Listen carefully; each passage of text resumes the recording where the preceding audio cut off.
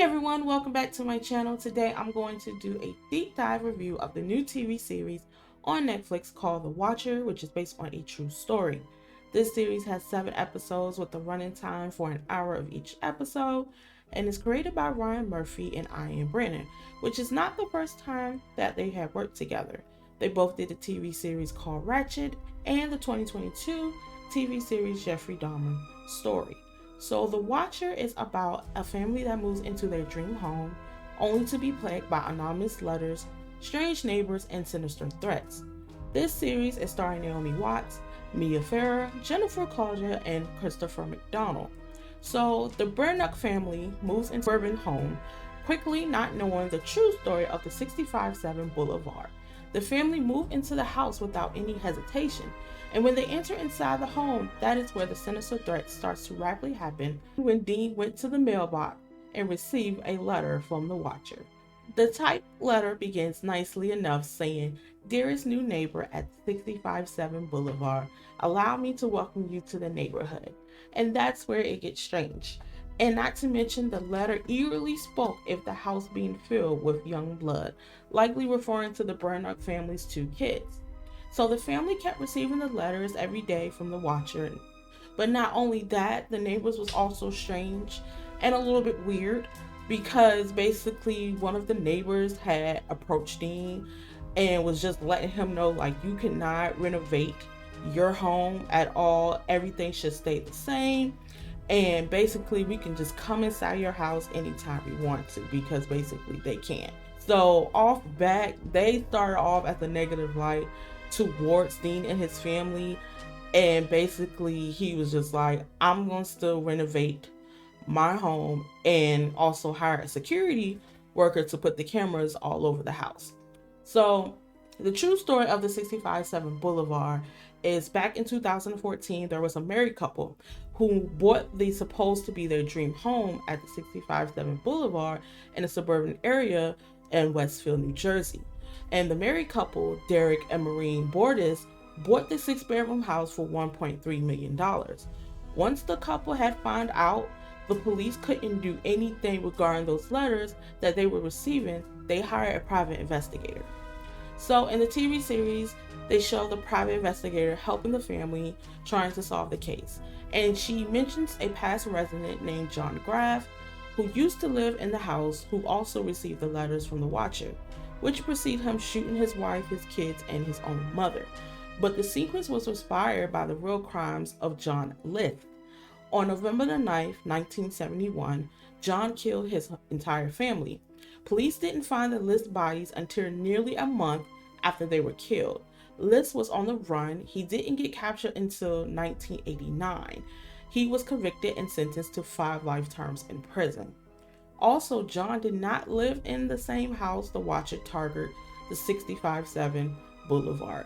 Instead, his family resides at a property known as Breezy Knoll, which burned down in 1972, a year after the murder took place.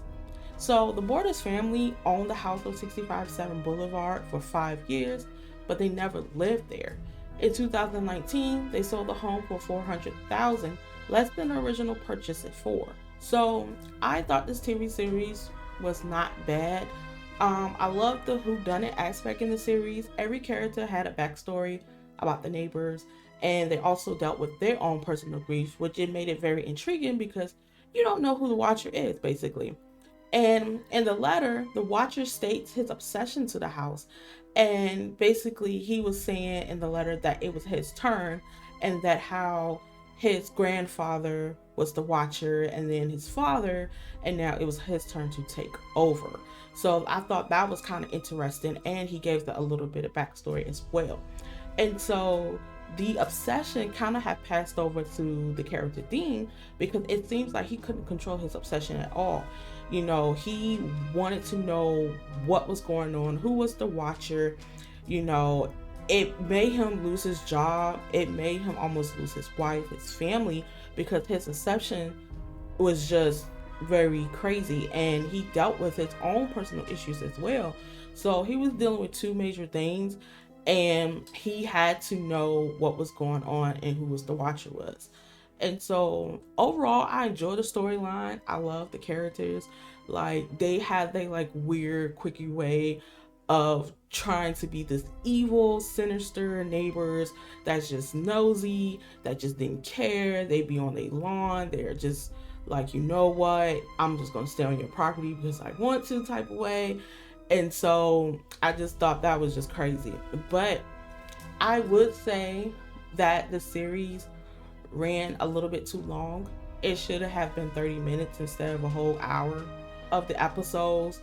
It captures your attention, but then it kind of dwindle a little bit because it's so many missing pieces. And I understand it's like a mystery movie, but I feel like they should have just kind of wrapped that up a little bit of each episode. Would I watch it again? Probably not. Even though I said it's a okay TV series to watch, I just felt like maybe besides the storyline and the characters being great, I just felt like there was a little bit of potholes, that needed to be filled in or whatnot, and them to drag the entire episode that made it a whole hour and it gets cut down to 30 minutes. I think that would have been a little bit better.